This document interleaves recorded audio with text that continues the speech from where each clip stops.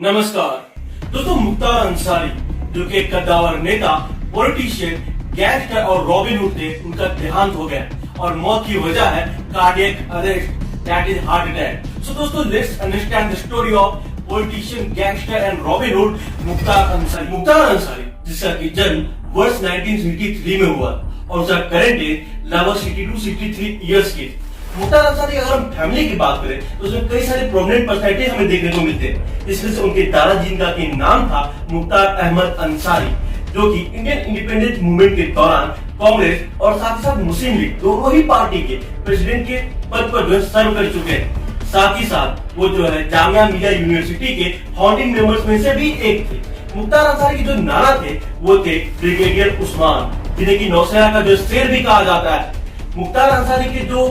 Uncle, close uncle, उनका नाम है हमीद अंसारी, जो कि भारत के उपराष्ट्रपति भी रह चुके हैं और उनका जो है बहुत ही क्लोज रिलेशन था। मुख्तार अंसारी अगर हम पिताजी की बात करें तो वो भी जो है एक बहुत ही प्रोमिनेंट कम्युनिस्ट लीडर थे। 1970 के दशक में पूर्वांचल जो एरिया उत्तर प्रदेश का, वहां पर कई सारे जो डेवलपमेंट प्रोजेक्ट है उसका शिलान्यास होता है, लेकिन उन्हीं प्रोजेक्ट को कॉन्ट्रैक्ट लेने के लिए कई सारे गैंग जो बन जाते हैं, जिसमें से एक गैंग था जिसका नाम था मखनू सिंह गैंग या फिर ग्रुप, और उसी का जो एक गुर्गा था वो था मुख्तार अंसारी, और जो उसका जो राइवल ग्रुप था या फिर जो गैंग था वो था साहिर सिंह गैंग, और उसका एक गुर्गा था ब्रजेश सिंह। तो दोस्तों, दोनों ही गैंग के बीच जो है राइवल भी होती रहती थी। लेकिन होता क्या है कि वर्ष 1990 आते आते मुख्तार अंसारी जो है यहाँ पर मखनू सिंह गैंग का जो लीडर बनते बनते और खुद का जो बहुत बड़ा गैंग खड़ा कर लेता है, और जो है एक बहुत बड़ा नाम बन जाता है, चाहे वो मऊ हो, गाजियाबाद, वाराणसी हो, इन क्षेत्र में। और साथ ही साथ उसके जो राइवल होते हैं वो होते हैं ब्रजेश सिंह, और उनके बीच जो है प्रोटेस्ट लेने के लिए आपस में जो राइवलरी और बढ़ती जाती। लेकिन फिर होता क्या है कि 1995 में मुख्तार अंसारी पहली बार स्टूडेंट पॉलिटिक्स के सहारे पॉलिटिक्स में एंट्री लेता है, और वर्ष 1996 में उसको जो है बीएसपी यानी कि बहुजन समाज पार्टी की तरफ से एमएलए का टिकट मिलता है और वो जो है विधायक बन जाता है। फिर क्या होता है दोस्तों, मुख्तार अंसारी जो है उसका जो राइवल जो होता है यहाँ पर ब्रजेश सिंह, उसके डोमिनेंस को काउंटर करने लगता है, और इससे ब्रजेश सिंह काफी तिलमिला जाता है। और एक बार वर्ष 2002 में जो है वो यानी कि ब्रजेश सिंह जो है मुख्तार अंसारी के काफिले पर हमला कर देता है, जिसमें से मुख्तार अंसारी के 3 लोग मारे जाते हैं और ब्रजेश सिंह जो है बुरी तरह से घायल हो जाते हैं। इवन खबर तो ये भी फैल गई कि अब जो ब्रजेश सिंह मारा गया, लेकिन ब्रजेश सिंह जिंदा रहता है। फिर क्या होता है कि ब्रजेश सिंह जो होता है वो मुख्तार अंसारी के जो पॉलिटिकल जो विल थी उसको काउंटर करने के लिए वो जो है बीजेपी का एक नेता था जिसका कि नाम था कृष्णानंद राय, उसके जो पॉलिटिकल कैंपेन था वर्ष 2002 के जो यूपी का जो विधानसभा इलेक्शन था उसके लिए उसको सपोर्ट करता है। और उसमें जो है जो ये सीट था वहां पर जो है यहाँ पर मुख्तार अंसारी के जो बड़ा भाई था जिसका कि नाम था अफजाल अंसारी, वो जो है 5 बार का विधायक रहा था। लेकिन उसको जो कृष्णानंद राय से जो हार मिल जाती है और वो जो है हार जाता है। और उसके बाद जो है मुख्तार अंसारी जो आरोप लगाता है यहाँ पर कृष्णानंद राय पर कि ये जो है ब्रजेश सिंह को जो अपने पॉलिटिकल कनेक्शन से जो है बहुत सारे प्रोजेक्ट दे रहा है। साथ ही साथ ब्रजेश सिंह और कृष्णानंद राय दोनों जो है कॉन्स्पिरेसी कर रहे हैं मुख्तार अंसारी के अगेंस्ट उसको मारने की। फिर क्या होता है कि वर्ष 2005 में जो है मुख्तार अंसारी जेल में होता है, और उसी वक्त जो है यहाँ पर जो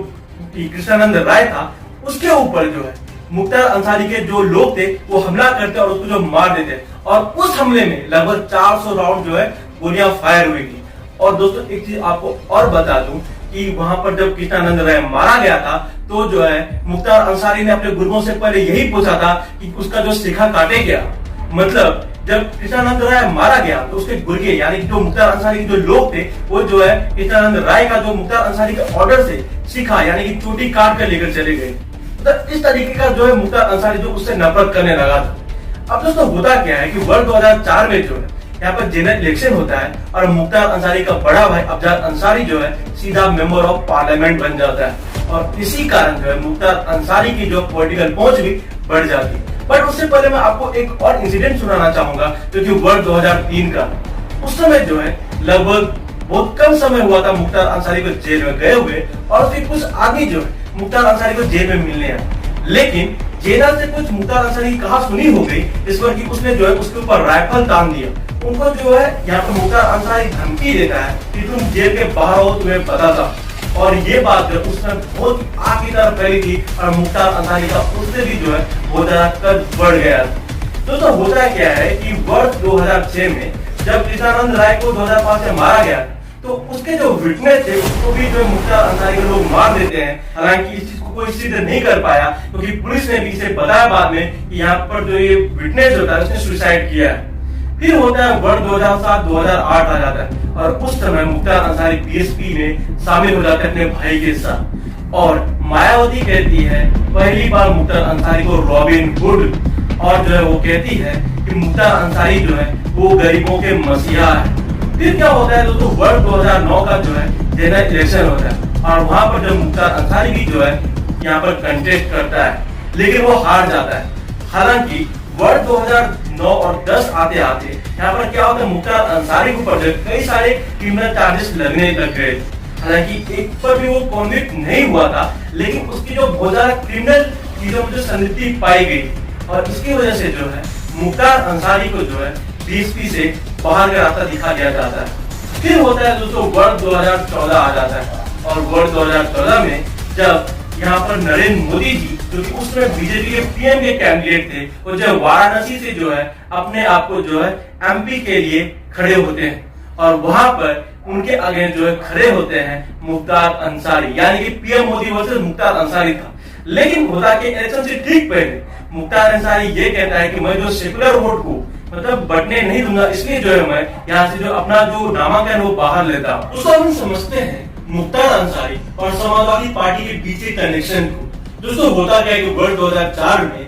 एसटीएफ जो यूपी की वहाँ की जो डीएसपी होती है जिसका नाम था शैलेंद्र सिंह, वो जो है मुख्तार अंसारी के पास से लाइट मशीनरी गन LMG जो कि सेना का था वो जो है मुख्तार अंसारी के पास से जब्त करते और उसके ऊपर पोटा लगा देते हैं। पोटा जो कि एक टेररिस्ट एक्टिविटीज के लिए जो है एक एक्ट। तो उससे होता क्या है कि मुख्तार अंसारी के ऊपर बिना कार्रवाई किए यहाँ पर जो है डीएसपी जो थे शैलेंद्र सिंह उसी के ऊपर मुलायम सिंह जो है उनको इतना प्रेशराइज करते हैं जिससे उनको जो है अपना जो इस्तीफा देना पड़ता है। साथ ही साथ उनको जो है उन्हीं के साथ ही फर्जी केस में जो है पकड़ के उनका शर्ट फाड़ के उसका जो है फोटो भी मौजूद है और शैलेंद्र सिंह का इंटरव्यू भी आ गया है, वो जो है लेकर जा खींचते। हालांकि बाद में कोर्ट में जो है उनको तुरंत जो है बेल मिल जाता है। और दोस्तों वर्ष 2004 का वो फर्जी केस सरकार जब बनी यहाँ पर योगी आदित्यनाथ की तब जो है खत्म हुआ।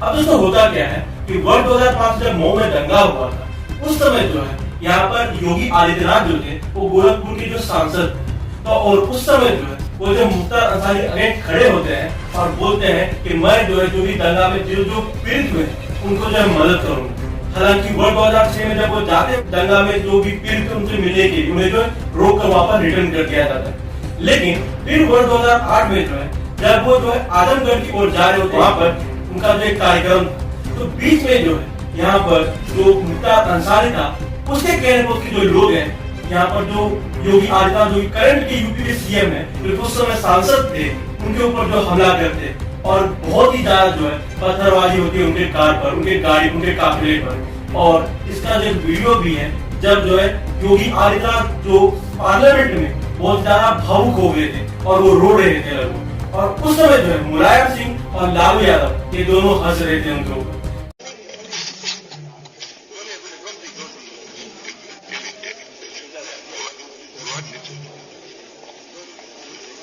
हालांकि बाद में वक्त किस तरीके से बदला जो उसको हम आगे समझने वाले हैं। अब दोस्तों होता है कि मुख्तार अंसारी जो है उसके ऊपर मको का ये भी एक एक्ट लगा दिया जाता है जो कि एक तरह से कहिए तो गैंगस्टर काइंड का जो एक्ट है। जब यहाँ पर बीएसपी से उसको निकाल दिया गया था वर्ष 2010 में, जैसे मैंने आपको पहले बताया, तब जो है वो अपना खुद का जो एक दल बनाता है अपने भाई के साथ जो कि था कौमी एकता दल और उससे भी जो वो लड़ता है इलेक्शन। अब दोस्तों होता क्या है कि वर्ष 2016-17 आते आते यहाँ पर जब यूपी में उस समय जो है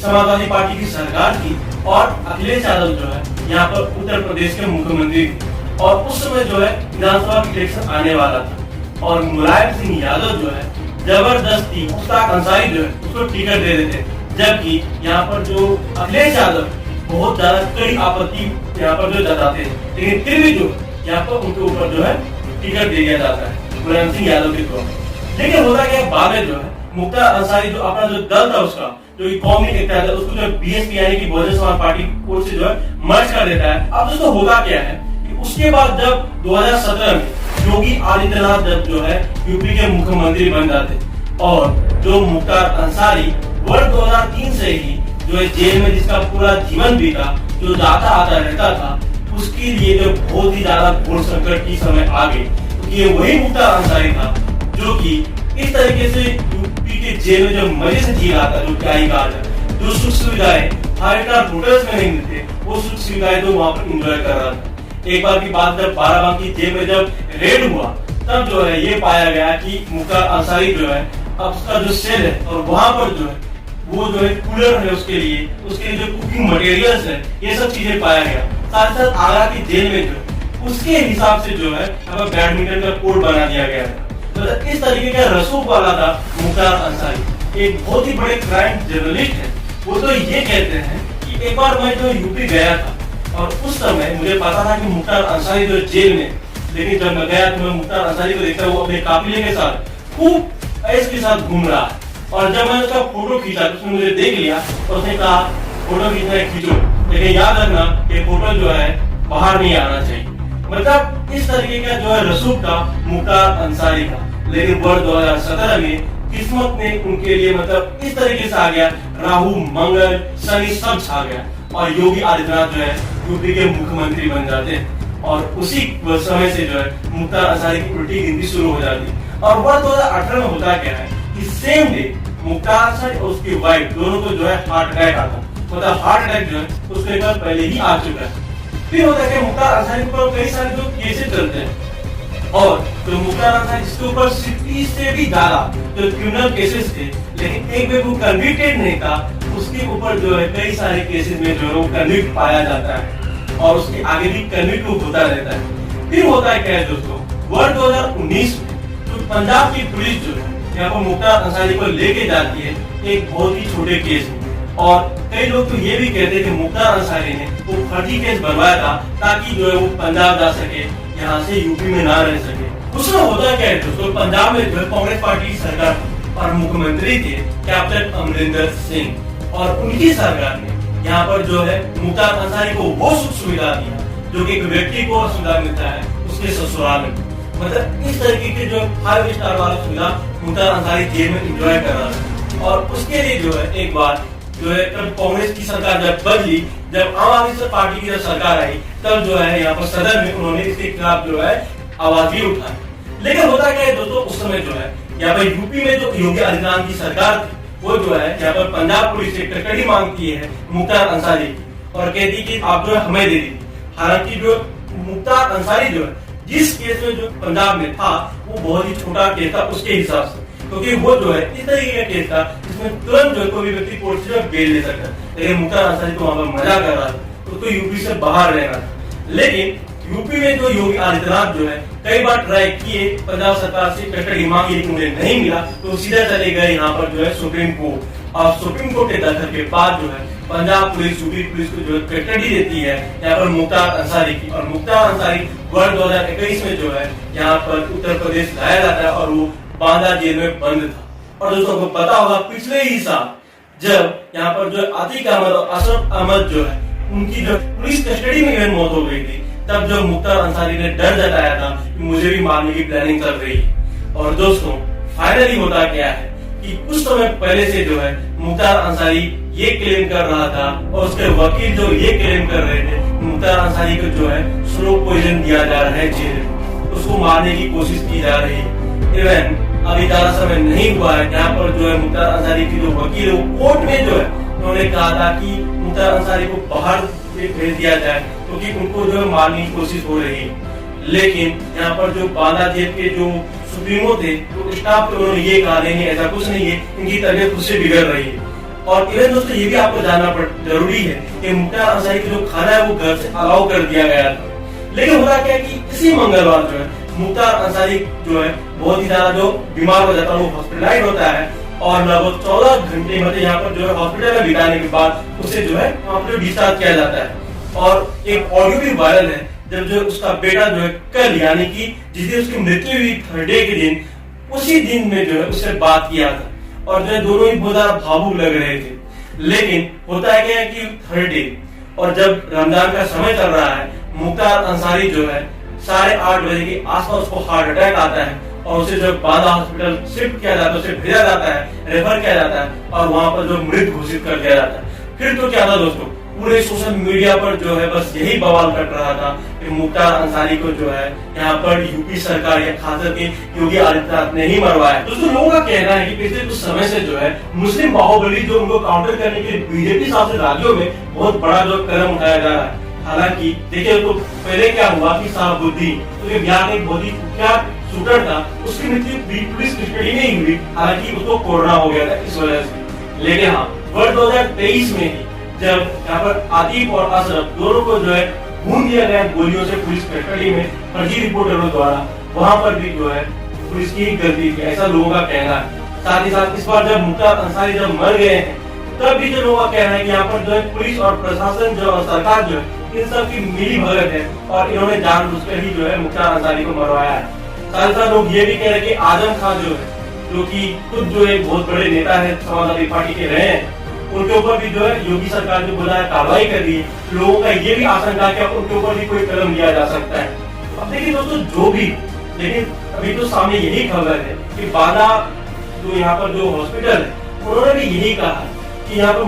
मुख्तार अंसारी जो है इसकी मृत्यु जो कार्डियक अरेस्ट यानी हार्ट अटैक की वजह से हुआ। हालांकि अभी जो विशाल रिपोर्ट है उसको सरकार ने कहा कि वो बाहर नहीं आना चाहिए, उसको जो पब्लिक में नहीं आना चाहिए। साथ ही साथ अभी जो यूपी सरकार ने बहुत ज्यादा प्रेशराइज होने के बाद जब बहुत सारे पॉलिटिकल लीडर्स जो है यहाँ पर जब सवाल उठाए मुख्तार अंसारी की मृत्यु पर, तब जो उन्होंने एक टीम को जो गठन कर दिया है, कमेटी को गठन कर दिया है और उन्हें ऑर्डर दिया कि 1 महीने के भीतर जो है मुख्तार अंसारी की मृत्यु की जो रिपोर्ट है उसको सबमिट करने के लिए। हालांकि देखा आगे क्या होता है, लेकिन यहाँ पर परिवार में जितने भी लोग हैं सब के सब जो यहाँ पर जो यूपी सरकार के ऊपर जो है निशानदेही कर रहे हैं और कह रहे हैं कि इनकी ही साजिश है यहाँ पे मुख्तार अंसारी को मरवाने की। उनको सिर्फ पॉइजन दिया गया, ये किया गया, वो किया गया। सर्वोच्च स्तरीय जांच की मांग करेंगे?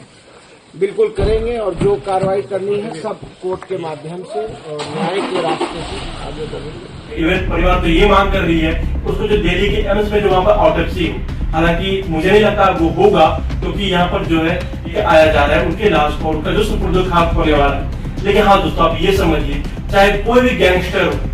कितना ही बड़ा वो बाहुबली क्यों ना, यहाँ पर जो है उनके साथ क्या होता है ये हम सबको सीखने वाली बात है। चाहे वो मुख्तार अंसारी हो, यहाँ पर विकास दुबे हो, या फिर आतिफ हो, अशरफ हो, जो भी,